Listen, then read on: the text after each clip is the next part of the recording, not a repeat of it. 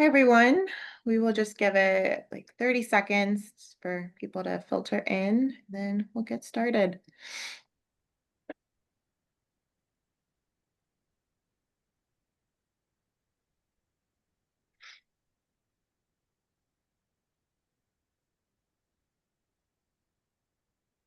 Alrighty, seems like we're leveling off here. Right. Well, good afternoon, everyone. Thank you so much for joining us on this Monday and getting your week started here with this webinar. My name is Jessica Diaz, and I am the events manager in the Center for Partnerships and Innovation here at NARUC. And it's my pleasure to welcome you all today to our webinar on AI-driven cybersecurity, safeguarding critical infrastructure in the age of intelligent threats.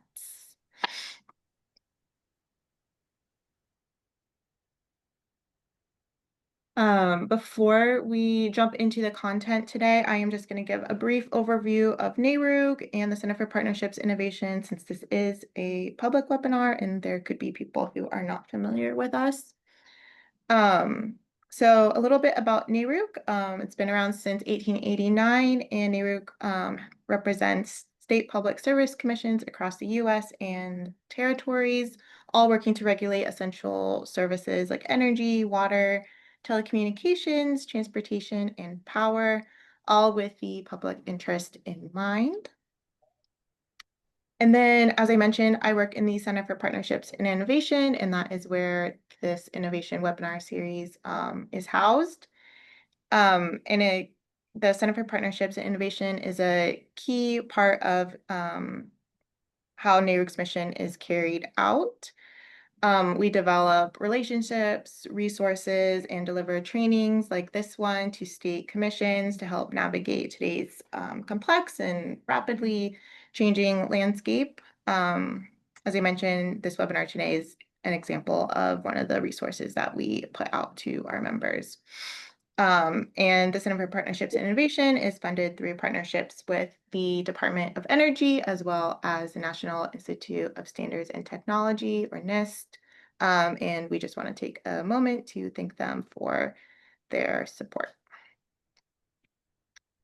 Here are some of the upcoming events coming out of the Center for Partnerships and Innovation. We have a load growth series that is actually through kind of another partner end group, as we call them, the National Council on Electricity Policy. So there's 2 more of those webinars left in the series, and the previous 2, the resources are available online. And I also just want to flag that the NARUC annual meeting is coming up very soon. It is in Seattle, Washington, and online registration is still open for that until October 30th. So you have a few more days to register if you haven't already. And then there is an NGA NARUC Energy Security Workshop that could be of interest to any NARUC members on the call. I believe more information on that will be rolling out very soon, including registration, but it is December 9th and 10th in Atlanta, Georgia. And you can see a full list of events from NARUC and NARUC CPI at the link there, and I will drop it into the chat shortly. And without further ado, I will get going on a little bit about our speakers. So first, I want to give a little bit about our moderator, Commissioner David Veleta. Commissioner Veleta was appointed to the Indiana Utility Regulatory Commission in 2022 and was reappointed in 2024. He leads the commission's cross-functional internal team focused on cybersecurity and serves on Governor Braun's Indiana Executive Council on Cybersecurity. Additionally, he serves on the board of directors of the Organization of PJM States and is obviously a very active member of NARUC, seeing as he is moderating our webinar here today, and he's super involved in our CI committee, things like that, and we really appreciate his active involvedness within NARUC. So with that, Commissioner Veleta, the floor is all yours to get going with content. Thanks a lot, Jessica. I want to take a minute to thank the NARUC Center for Partnerships and Innovation for putting on these webinars.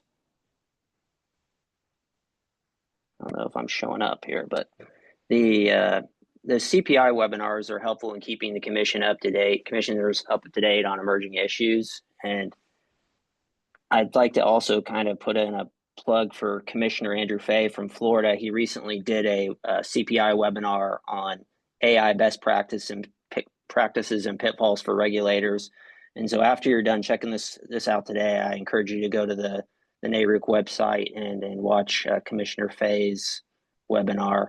But this afternoon, we're going to be focusing on AI and cybersecurity.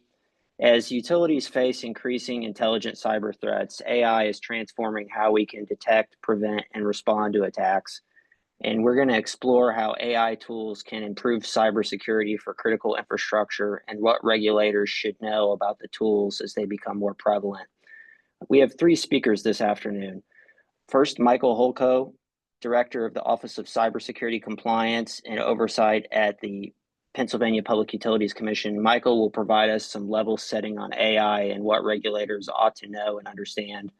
Next will be Ronan Murphy, Chief Data Strategy Officer at Forcepoint, who will provide information on what we need to understand about the data risks associated with accelerated AI integration.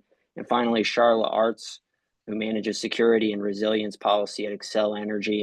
And Charla is going to give us the perspective of AI's impact from a large utility. So without further ado, we're going to have Michael kind of set the stage for us. Thank you, Commissioner Veleta. I appreciate that. My name is Michael Holko, as the Commissioner just said.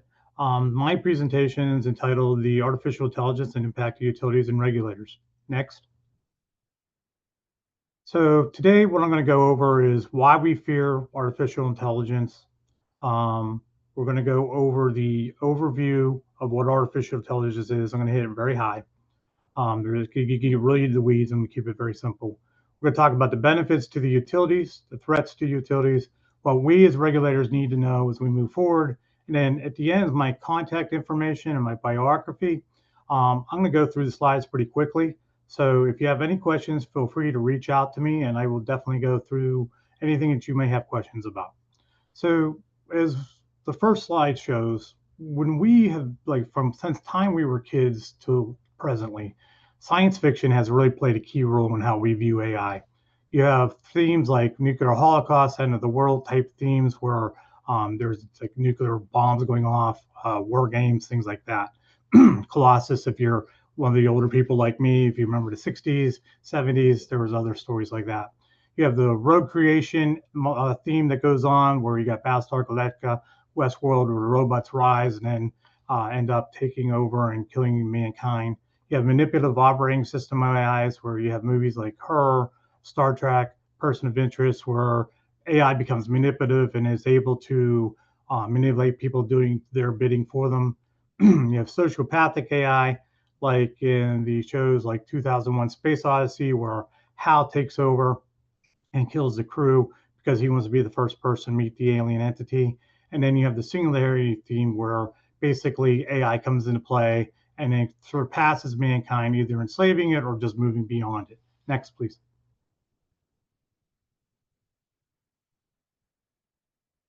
So another area where we see a lot of fear is the fact that social media and the news. I want to first say that a lot of the problems we're seeing today is that AI is being misused by bad threat actors. So what ends up happening is bad threat actors do bad things. The media picks up on it, says, "Look how bad AI is." They, they'll do it through posts or they'll put it in news media articles, things like that. Very rarely do they talk about the capabilities that AI has to making people's lives easier. Excuse me. Next. This is actually what AI looks like. This is a data center. I believe it's an Amazon data center. This is really what you're looking at when you think about AI.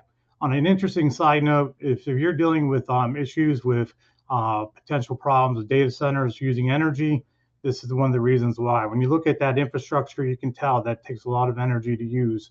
But what artificial intelligence truly is, it's a computer science field dedicated to creating machines that can perform tasks that typically require human intelligence.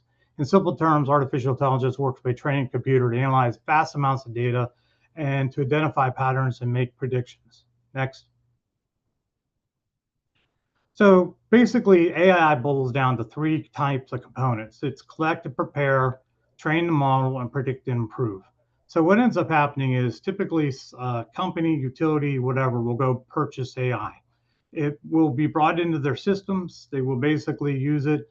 AI in a lot of ways is really kind of like an application, but it also has the ability to extrapolate and actually provide more value than a typical web application or even any type of SaaS or COTS application that people have. So it's the next iteration of MIS, that technical systems that are out there.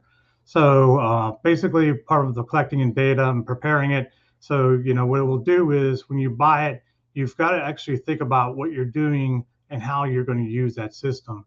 Ronan has some really good information about how you really got to be careful when you buy AI products. So I'm really looking forward to seeing his presentation. The next part of that too is once you have it in place, you really need to identify what you're doing with it and how you're going to train it. Because AI is a very friendly process where it will try to make your life easier, but you got to be careful with it as well.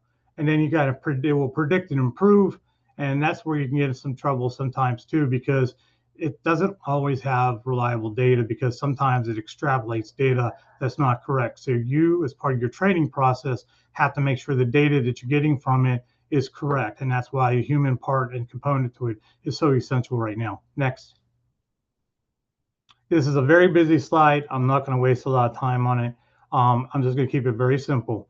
Traditional AI is basically what happens when somebody buys a product and they're using it to get data to help them make decisions. Generative AI, or known as Gen AI, is actually take it to the next level where the system actually can get data for you and then make decisions, or not request, give you potential proposals of finding things, can find vulnerabilities. So between the two, like typically in the traditional model, you have humans making decisions. In the Gen AI, you still have humans making decisions, but in a lot of cases, it can replace people from the standpoint of, people are doing the data analysis for you, people are getting you the data for you, that kind of stuff.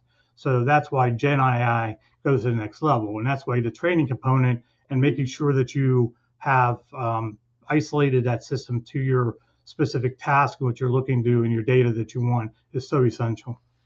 Next, please. This slide just basically talks about the benefits.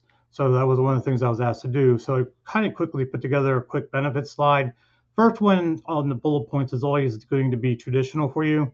And then the last one is actually a Gen AI example. So in the first one, when we talk about grid management, it helps monitor grid data in real time, enabling the balance energy load, reroute power to prevent outages, integrate intermittent renewable energy sources like solar, wind, and power. So what does that mean? So we have PJM. We work very closely with PJM. They have people and analysts that are basically working with AI systems to monitor real-time data to be able to know when they need to pull in other power plants to the grid. And that's where, as an example of how traditional AI works. Forecasting, they also have forecasting AI models as well, where they look at potential weather impacts, they look at coming on seasonal impacts, they look at load, that kind of stuff. And that allows them to do some forecasting as to what they need to do. They can also do some analysis as to what's, how they can improve their processes. And that's where Gen AI comes into play. Next. So from a standpoint of cyber, so we just talked about from a business case. From a cyber perspective, AI can do a lot of things, but you got to be careful what you're getting from it. So from a holistic standpoint, you've got a holistic cyber view of what it does. You've got automated response and resilience. It can work from an enhancement threat detection process. It could improve technology defense, OT defenses, and strengthen physical security. Now, there's examples of what that is underneath, but I could tell you very quickly what it basically means with this big slide, a lot of this information, is that MIS systems have evolved. You've had the basically the convergence of OT and IT systems coming together. So a lot of these systems are actually communicating back and forth now, where in the past they were air gapped. So where you got to be careful with AI is that it does like going off and finding data, because that's what it does. It's supposed to be a friendly tool that's going to go make your life easier, but you got to be careful. When we're looking at security, you're looking at firewalls, you're looking at antivirus, you're looking at malware systems, you're looking at firewalls. In the past, we had this term called big data, and big data was a big product. There's a lot of people pushing products around it. And one of the products that we used when I was working at the enterprise at the Commonwealth was a tool called Splunk, which is a big data aggregator, is really what it was. So it would go out, pull your log files, give you the information to the analyst would be able to do it. In today's world where AI comes into play, that analyst can be replaced by AI. So you've got to make sure when you're dealing with AI that it's actually getting the data that you need, because if you're going to rely on it, it needs to be able to do the job that that analyst was doing. The other thing is that networks and any type of MIS processes have a heartbeat. We call it a heartbeat. So what AI can do really quickly is it can find anomalies in that heartbeat. And so if you think about it from the standpoint of like an EKG, it's looking across all the networks, looking for any kind of anomaly. And when it finds an anomaly, it can report it quickly, faster than humans can do. So that's why it's very beneficial to companies to be able to implement it and do that kind of stuff. Next. Now, from a standpoint of threat, if you're looking at it from a hacking standpoint, hackers in the old days used to have to rely on multiple people to get things done.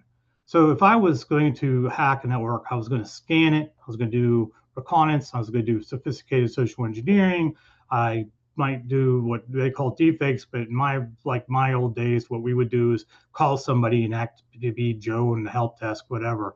They can actually like duplicate what people look like and call you now.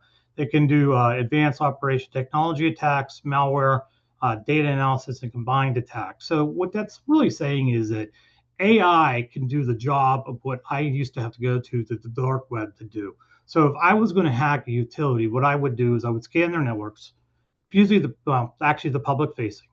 If I couldn't find a vulnerability through that, like through their public facing network, then I would go and I switch to trying to find a person, because people are typically the weakest link in security.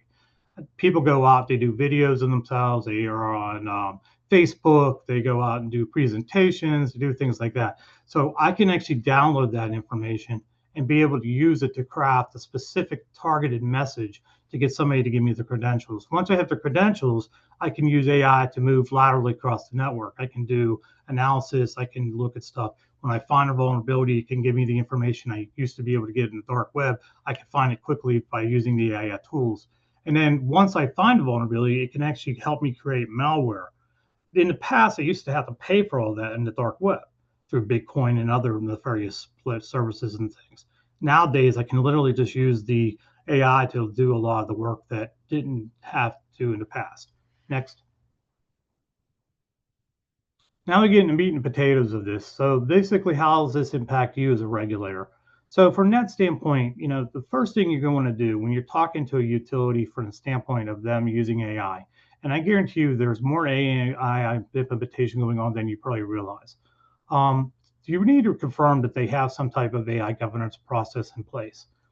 Why that is important is because when you're looking at bringing AI in, you really need to be careful of what you're doing with it. It's just not like buying a COTS or a SaaS system where you can just load it and get your people trained and then hope it works.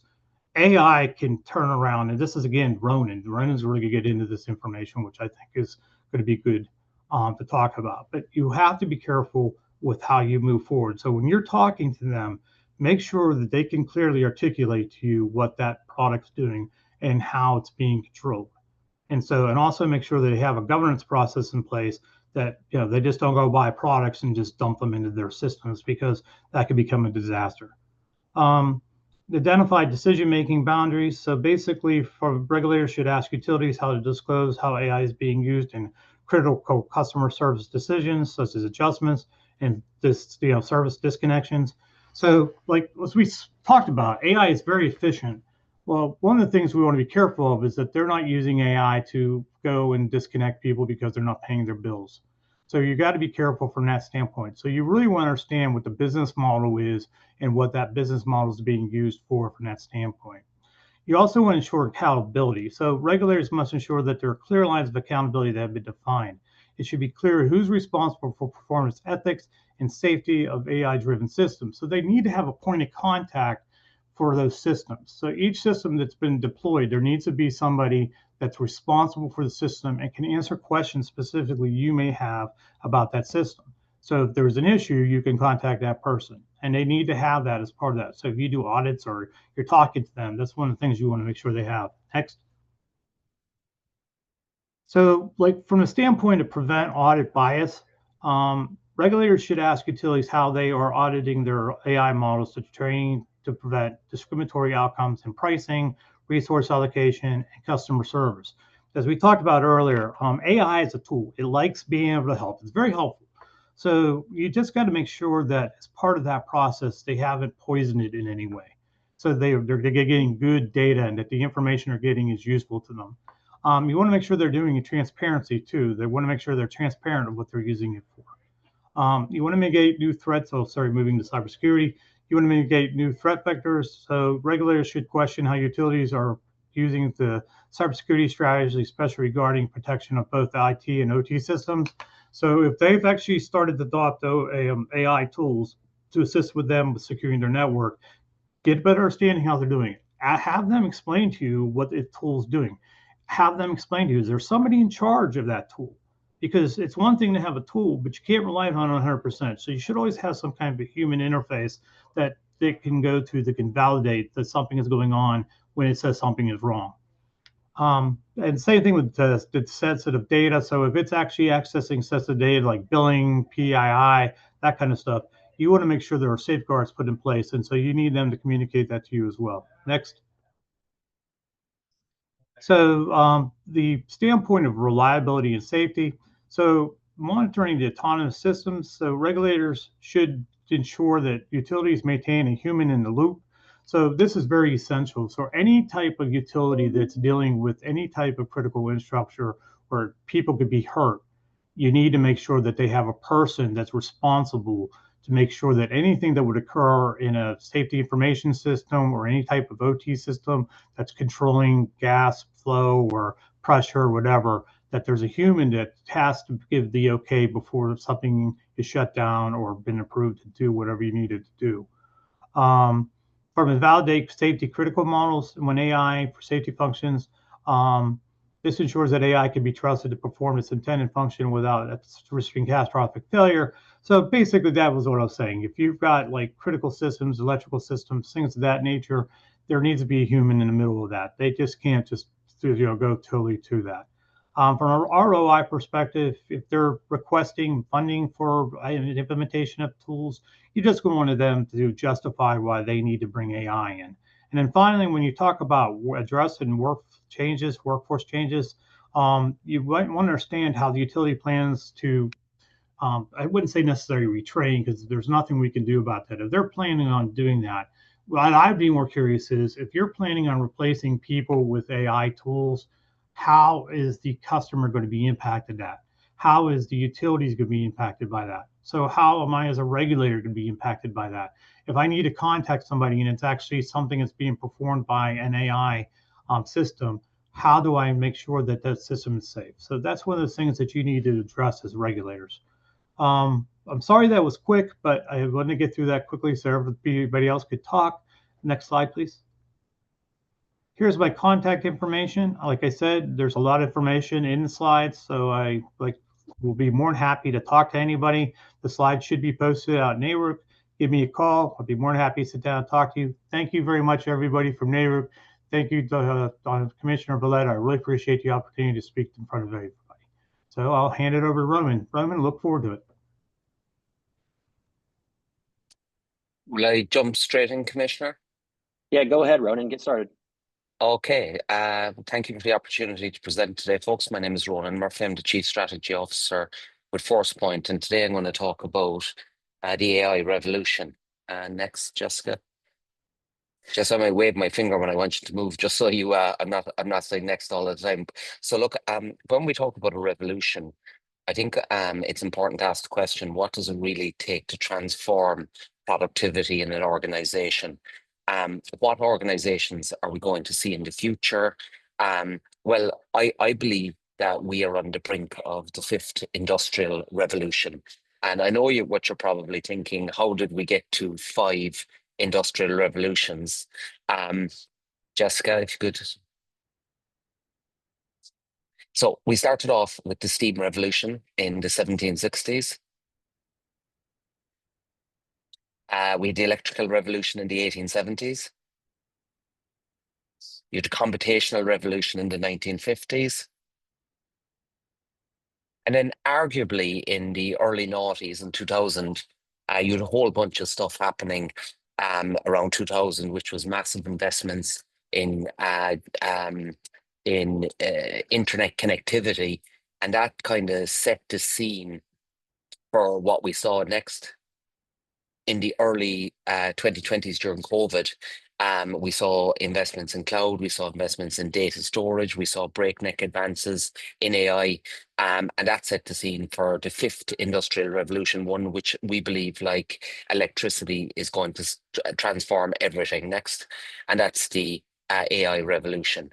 So next, Jessica. And already AI is moving faster and being adopted faster than almost any technology the world has ever seen. 23 years for 1 billion users on internet, 16 for mobile, and within 7 years, already it's projected that 1 billion users will be using AI extensively. Next, Jessica. So when you think about AI, I mean, it's a very interesting, there's many interesting use cases, but a very simple one I like to use is, I'm sure you're all very familiar with Excel, right? And some of you are probably very proud how good you are at using it. You might even be one of those annoying people that have mastered pivot tables, and you love to show people how good you are at using the tool. That is until suddenly you find some new intern that tells you that they never use Excel because they figured out how to upload their data into a Gen AI model, and they ask that to do the work for them. Um, and then you have another bunch of graduates coming into your organizations, and they use tools like Notebook LM. They just upload sources, and then they actually talk to the AI that's grounded in their particular data set. So it's like they're having a conversation with the world's smartest analyst about their data set. Next, Jessica. So AI is having a profound impact. It's improving decision making, efficiency based on automation, productivity, and personalized services and experiences. And I would argue almost every industry vertically globally. Next. All this time, we are seeing the hyperscalers battling it out for supremacy. The Microsofts, the Googles, the Facebooks, all looking to get the edge and win the hearts and minds of consumers of this globally. So it's fascinating to watch that play out next. And at the same time, we're seeing massive geopolitical tensions with AI. It was the belief that the US was like way ahead in terms of AI, but then in kind of, let's say, a blaze of innovation, the Chinese company DeepSeek exploded onto the scene earlier this year with the launch of its R1 model. And this wasn't just a breakthrough, this was really a seismic shift because it challenged the global status quo on AI. As a result, the NASDAQ actually fell 17%. Now, it did rebound, but what it made very clear was that the US and China were very much in an arms race when it comes to this AI race as a whole. Next. So I think for everybody on this, if you're involved in whether you're a consumer or you're a business, AI risk management is coming very much into focus, like Michael spoke about. Next. When you think about an organization like yours, there's lots of different flavors of AI. You have things like Microsoft Copilot that you may be looking at in your organization. You may be looking at GPTs, like I'm sure you're all familiar with Gemini and ChatGPT that your users are using. You may see that you have your development teams downloading open source models from Hugging Face, where they're looking at working on their own LLMs within your organization and then running around asking different departments for data to train those initiatives. And the whole time, or every application that you're looking at across the business, whether it's in HR or finance or operations, all of those applications now, whether they're new applications or legacy applications, are looking at some aspect of AI. So it's presenting some very interesting scenarios. If I'm a CISO or if I'm a head of governance, risk, compliance, or InfoSec, the one commonality with all of these different applications coming at you is that they're all AI powered now. That's the new reality we live in. And being AI powered, obviously, the question to ask is our company data going to be put at risk? You need two things for AI to be successful. You need GPUs, and NVIDIA have looked after that. But secondly, you need data. And for AI to be effective in your organization, to get the type of analytical insights to power your business and make you more effective, then it does require your data. So all of you now, I'm sure, are starting to look at the guardrails or the safety controls that you can start putting into place. Globally, you're seeing regulations coming into force. In the EU, you've seen the EU AI Act. This is kind of landmark legislation. It's the first of its kind in the world. It aims to establish a comprehensive framework for regulating AI within the EU. There's a big focus on the ethical commitment to how AI is used, how it prioritizes transparency, fairness, and accountability.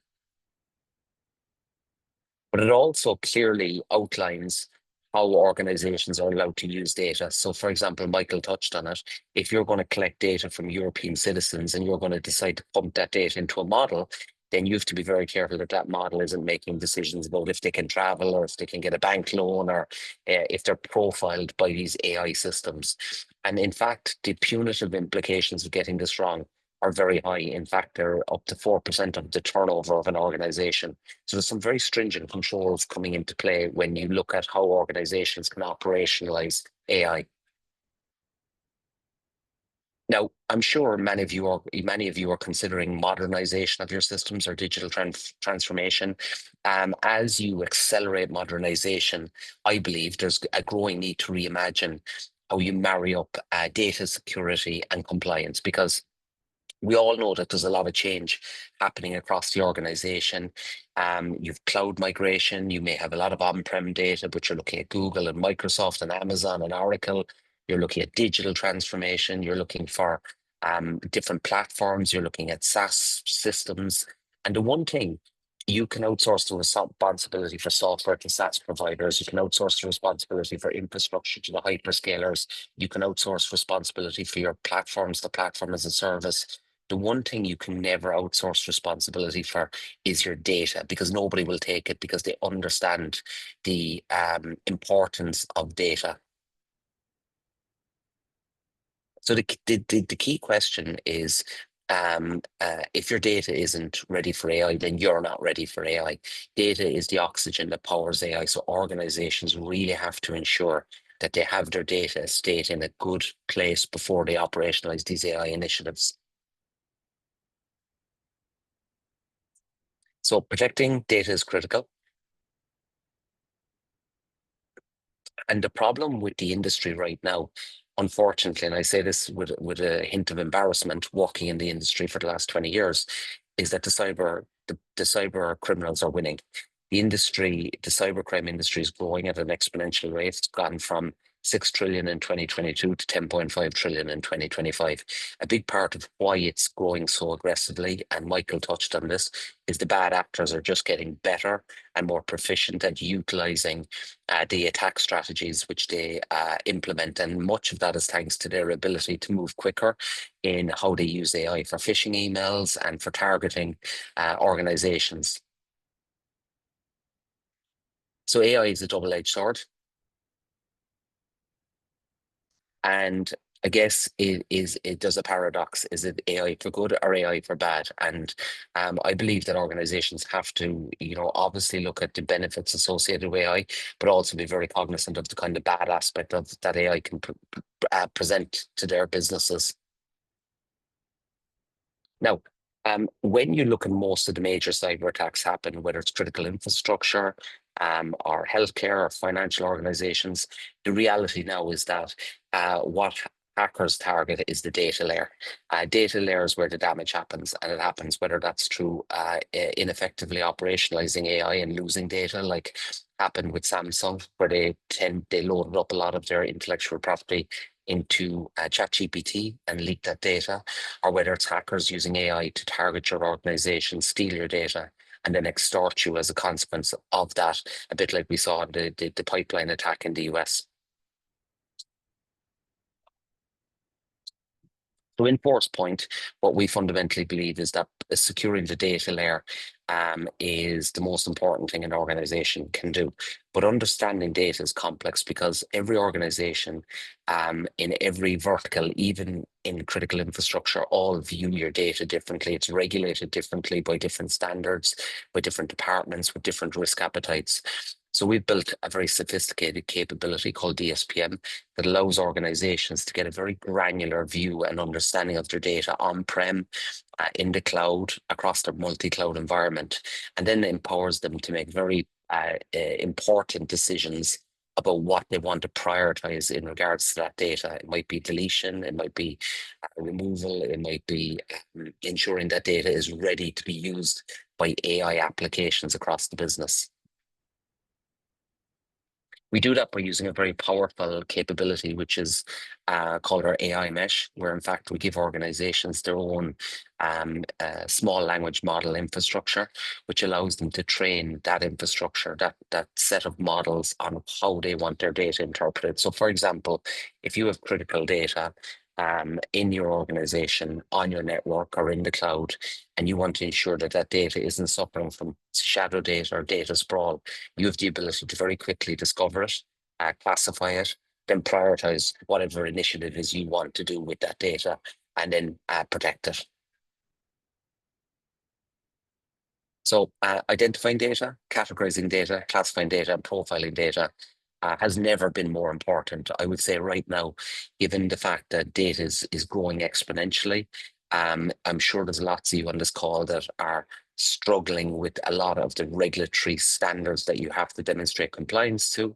So understanding how do you classify that data at scale across many different stakeholders, and then deciding what initiatives it is you want to apply to that data, from risk reduction to duplication to AI readiness, is where we focus. And in fact, it's the single fastest growing area now in the entire global cybersecurity industry. And I would also say that given some of the macro challenges that you are probably wrestling with in your business, being regulation, modernization, and data sprawl, that the foundation of what many of you would know as being zero trust now actually sits at the data layer. If you understand where the most sensitive data is and what those data assets are, you can then start determining what type of controls or restrictions you want to apply to that data, like obfuscation or encryption and so forth. Also, you're seeing many of your security operations centers moving to the data layer as well. So Michael mentioned Splunk earlier. Many of you are probably using tooling like QRadar or Splunk or Logarithm. Many organizations now also want to pull that data layer into the security operations center. So next. Next again, early there. So in Forcepoint, very, very clear kind of a philosophy that we apply to organizations who we believe have to get data right. That's discover your data, classify your data, prioritize the initiatives that are important to your business. Then you remediate those risks, and then you protect the data. So what next? Just to wrap up, I spend a lot of time speaking about EU. I'm an advisor to the European Union in terms of EU strategy. So next, when you talk about AI, the obvious question, and Michael touched on this, is it going to take all of our jobs? I think my friend Jeannie Remetti, the former CEO of IBM, puts it very well. 10% of jobs could definitely disappear, but 100% of jobs will definitely change. And the reason is that humans are still the best low-cost, all-purpose, non-linear computer systems that can be mass-produced by unskilled labor. Next. For now. Next. So there's a good book. I would recommend you read it. It's called Framers, and it's how I believe how humans can actually get a huge advantage in the age of AI by actually working in conjunction with artificial intelligence, because humans are very good at framing the problem, whereas the AI systems that you're now looking at are very good at fixing those challenges. So again, the organizations we see best at doing this are doing it in a way where you and your business are embracing AI, but you're doing it in a way where you effectively have humans in the loop in order to get the maximum value from that. And just coming to a conclusion, I think the fastest growing area that we're seeing now from an AI adoption perspective is agentic AI, where you're probably looking across manufacturing, healthcare, automation, critical infrastructure, building out agents, and these agents will help you across many different aspects of your business. So AI, I think, is overwhelmingly positive. A lot of doomsday stories out there about it, but I think same kind of position as Michael. I think it's overwhelmingly positive from my perspective. It's easy to go down the negative route about AI and how bad it's going to be, but and obviously it is having some negative implications about the bad guys using it effectively. But I believe organizations that adopt it in a safe and secure manner, where their data is ready for it, will do overwhelmingly positive from it. And we'll wrap up with a quote. The pessimist sees a difficulty in every opportunity, and optimist sees the opportunity in every difficulty. Sir Winston Churchill. Thank you very much. Thank you so much, Ronan. Charla, you're up. There we go. Okay. First of all, thank you to NARUP for including me in this conversation. And I also want to thank NARUP for focusing on this critical topic and focusing on critical infrastructure protection and cybersecurity generally. I've spent a lot of time with NARUC over the past couple of years on the DOE NARUC Cybersecurity Baselines for Distribution Systems Steering Committee. And having started my career early on at NARUC as the Assistant General Counsel, just know how important you all are to this partnership. I'm going to pivot a little bit and talk about electric utility, especially here in the US, our role in the National Security Partnership, and frame our approach on AI from that perspective. I'm not going to cover all the topics I was originally going to cover, so we have plenty of time for Q&A, but I'll let the NARUC folks give my contact information out to anyone who might have some questions. So next slide, Jessica. Just real quick, for those of you that are not familiar with Xcel Energy, here is our service territory where we are providing electricity and natural gas to customers in our communities in these 8 states. We are a national leader in the clean energy transition, storm restoration, carbon emissions reductions, energy efficiency. We own wind, solar generation, we own nuclear generation, hydropower. So when we are talking about critical infrastructure protection, and especially the energy infrastructure that powers our daily lives, Xcel Energy is at the heart of these national security conversations and partnerships. That is why a role like mine exists at Xcel Energy. In particular, there's other of our peer utilities that have similar roles. My job is to help connect those dots between the federal partners, the state partners, and the private sector owners and operators of the infrastructure, so that we are aware of the rapidly evolving threat, addressing it, prioritizing that risk reduction, and ensuring that those efforts scale across the entire industry. One of the main places where that happens is within the Electricity Subsector Coordinating Council. So if you are not aware, there are 16 critical infrastructure sectors. Each of those sectors has a private sector component and a government component. The Electricity Subsector Coordinating Council is the only CEO level led sector coordinating council. Our CEO, Bob Frenzel, sits on that along with CEOs from public power, rural cooperatives. They meet a couple times a year and interface with the White House National Security Council, with the Department of Homeland Security, with the Department of Energy as our sector risk management agency, with FERC, with state commissioners, with the FBI, you name it, there's an agency that's represented. And the purpose of those meetings is to share threat intelligence and to identify those strategic national security priorities that are going to essentially protect critical infrastructure and protect the homeland. Should we have these geopolitical conflicts that have been referenced earlier, and also to stay on top of that rapidly evolving threat, especially as Michael described it, and Ronan as well, how AI is making some of the jobs of the bad actors easier. ESCC is focused on a couple of things related to support of the Department of Defense, how we get better at responding and recovering from big events, including major cyber attacks, should they occur. Importantly, ESCC and others, some of the utilities have recognized that just ingesting threat intelligence is not enough. Right? What industry needs, what our partners need, is that actionable intelligence that really takes energy expertise to develop the risk mitigations that come as we look at the threat.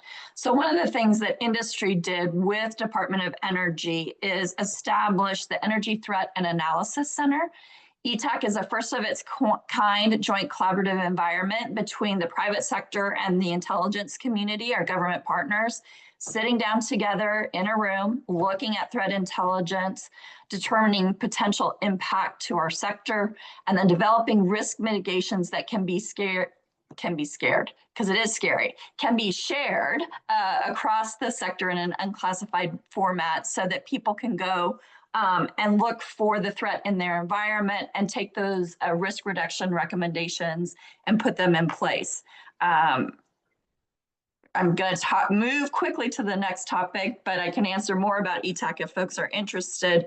As I mentioned, we're also working on those exercises so that we can prepare for those black sky events, those really bad days. Many of you will be participating with utilities in your states on GridX. If your utility is doing that, the next GridX exercise happens in mid-November. At the end of that exercise, the ESCC CEOs will sit down with government and we'll, again, look at response and recovery mechanisms, prioritization of restoration efforts, how we would all collectively communicate if things would happen to the other critical infrastructure sectors. Strong effort to be prepared for those types of events. Because of this involvement and this constant collaboration and voluntary information sharing we do with our federal partners on national security threats, that really informs our approach to adoption of new technologies or things like AI. So like most of our peers, Xcel Energy has established a cross-functional AI enablement council that is looking at exactly the types of things that both Michael and Ronan were describing. What is our most critical data? How are we classifying that data? How are we thinking about the business impacts, the risks associated with the adoption of the technology, the security controls that need to go in place, and who needs to be reviewing adoption of this technology?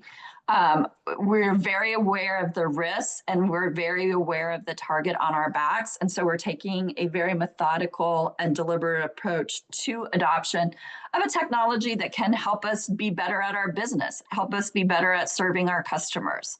But we want to ensure that we're thinking about security as we embark on this journey. The last thing I will say as it relates to the company's efforts on being aware of the risks that are presented to us and ensuring that our workforce is committed in understanding those as well. October is Cybersecurity Awareness Month. So like many of you, we've hosted numerous events throughout the month to make our employees more aware of the risks of how we are targeted. Every month, even outside of October, we have a security ambassadors meeting where we have hundreds of employees attend to hear from our threat intelligence team about the latest threats from nation states down to ransomware attacks. We also do phishing tests, right, to train our employees to look for those attempts by bad actors to access our networks, to access credentials, so that we can be better guarded against this constant. Much more that I can say about this. Happy to answer questions, but we're getting close to the end of the hour, so I want to make sure that folks who do have questions are able to do so. Again, thanks to NARUC for including us in this conversation. Thank you, Charla. I'm just going to kind of kick it off with a question for you. So one of the points that Ronan brought up was before you go down the path of like using the AI applications, you kind of need to know what data that is going to be put into those applications. And part of that is like inventorying that data, identifying it, classifying it. So can you talk a little bit about that? And from, utilities, I think a lot of people don't associate us with the utility space with quickly adapting to technology necessarily, which I know that's a stereotype, but it is what it is. So can you talk a little bit about that and what that looks like from a large utility perspective? Yeah, so thank you for the question. So over a couple of years ago, right, Xcel Energy embarked on an effort to look at our data and to do classification of the data at different levels for that security perspective, right? We understand that nation state adversaries and even just common hackers, data is key to them knowing where to attack, when to attack, what to attack for largest impact. So that data classification piece was a initial step, not even related to the AI adoption piece, but will help inform what are those critical pieces of data, how will that data potentially be ingested and used, and setting the proper protections around the utilization of that data because of that risk. Again, one of the reasons we undertook the effort is we are constantly asked for data, to share data, usually for very legitimate purposes, but how we're doing that, the utilization of that data, if it would fall into the wrong hands, also presents a lot of risk to us. So it's an ongoing effort, rapidly evolving, like Ronan said, because there's so much data to think about and to protect. Ronan, one of the things that comes up frequently is like third-party vendor risk when dealing with the utilities, and they need to know, who has access to their system. So like a product like Forcepoint has, when you're inventorying data, are you also able to like tell where it's touching on not just the system, but like who's touching it, including like the types of employees, like contractors and vendors?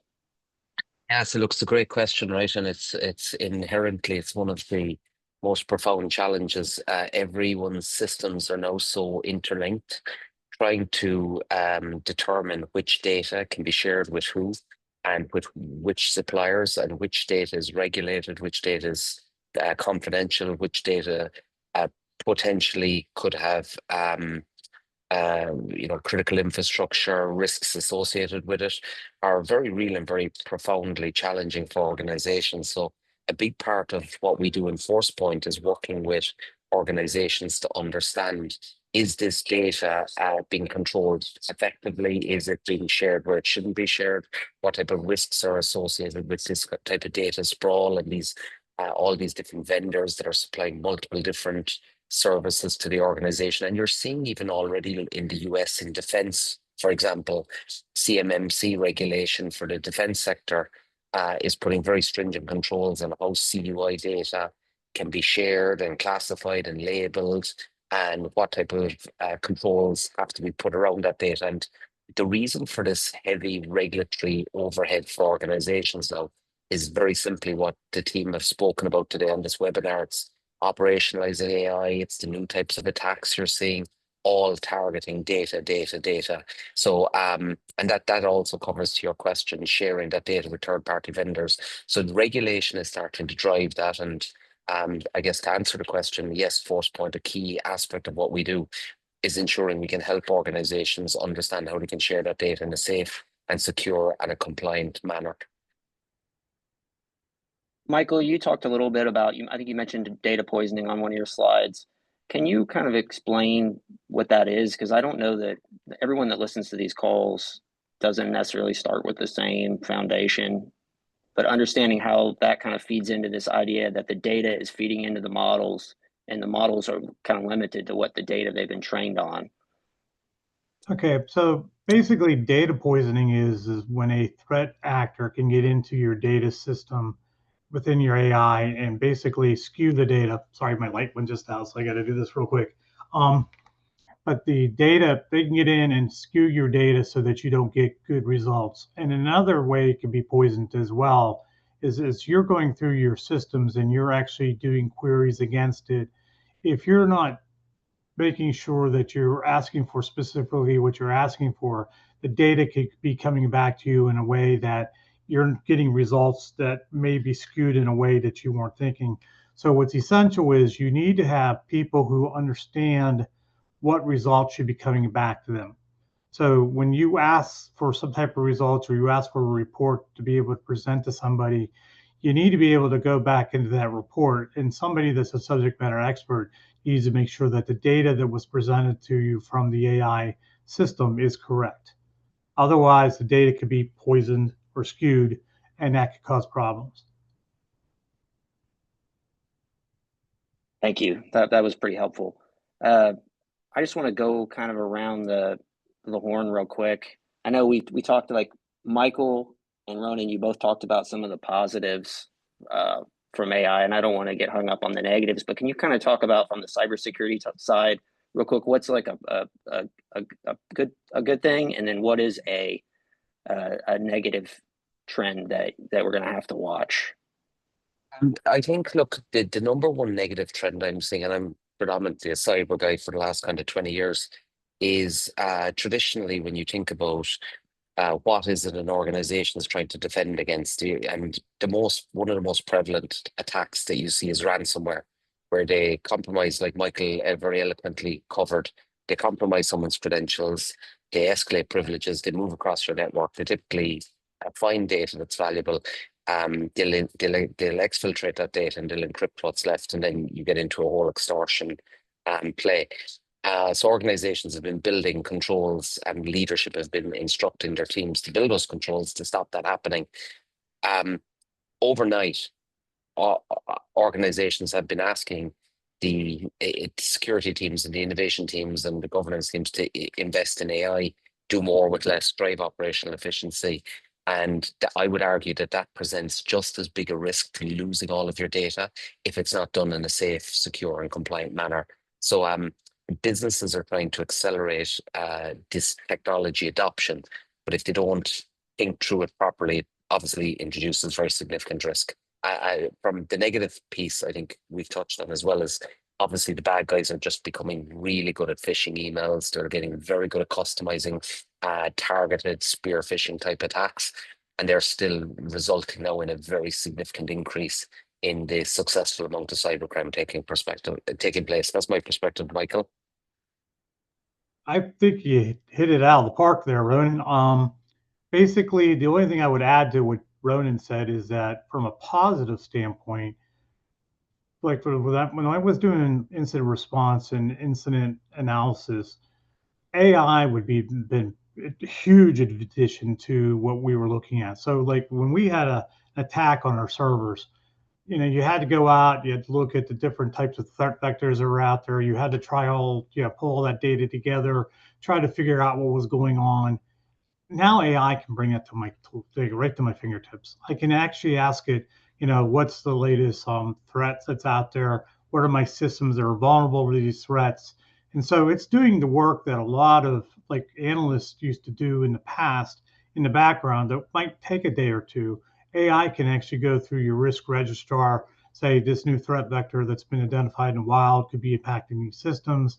Is there currently a patch that's available to take and mitigate these issues before it becomes an issue in my shop? So I think from that standpoint, that's where I see the real benefit from a cybersecurity perspective. Within the utilities, I mean, from a business model standpoint, there's all kinds of applications they can use it, from GIS to finding potential vulnerabilities within like their critical infrastructure. And when I see vulnerabilities, like, when you're a water company, what pipes need to be replaced, what kind of potential issues if this goes down. And it's great for gaming too. So if you want to like pretend scenarios, I want to know what I could do if this happens or that happens. It's great at if and that. So it's a really great tool from that standpoint. Charla? Yeah, I think on the positive side, same thing that Michael just said, right? There are a lot of efficiencies that are going to be introduced from the adoption of AI, right? We've seen some really good use cases, right? The summarization of really lengthy filings, right? The ability to distill really important information in those documents will be helpful. Some process improvements, right? That help the worker out to be more efficient, to be safer, right? More effective. Those are all going to be tremendous positives for us. Well, thank you so much, and I want to thank the panel. We're up against the end time, but I want to thank all three of you for participating this afternoon. This webinar was recorded and will be available on NARUC's website, and I believe the slides may be available on there also. Like I mentioned at the start, I encourage you, if you want more of like a foundational look at the generative AI or chatbot type discussion, then Commissioner Fay's webinar is also really good for that. But thank you all, and have a good afternoon.